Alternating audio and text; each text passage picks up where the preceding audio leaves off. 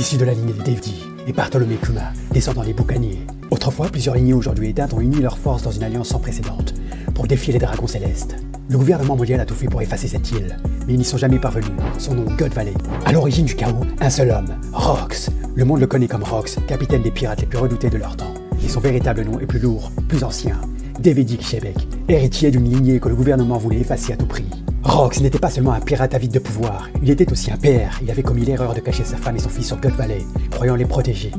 Mais il ignorait que les dragons célestes avaient fait de God Valley leur théâtre. Un tournoi cruel où des vies humaines étaient offertes comme récompense. Des esclaves, des enfants, des femmes transformées en trophées pour satisfaire l'orgueil des Tenryu Bito. Parmi ces victimes se trouvait Shaki, promise comme prix ultime. Et dans les cales d'un navire enchaîné parmi les captifs, un jeune garçon à peine sorti de l'enfance, Marshall D. Teach, futur barbe noire, accompagné de sa mère. God Valley n'était pas une guerre, mais une tragédie mise en scène par les dragons célestes.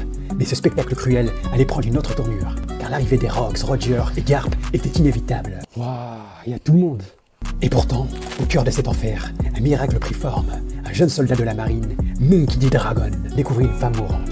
Avant de rendre son dernier souffle, elle confia l'enfant à Dragon. Cet enfant né dans la tragédie était Teach, barbe noire.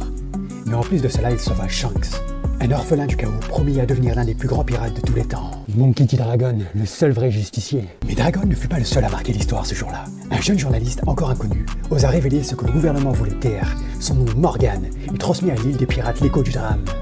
Et pendant que l'île était au bord de l'effondrement, les destins de Shanks et de Teach, deux enfants rescapés de la même tragédie, s'entrelacèrent à jamais.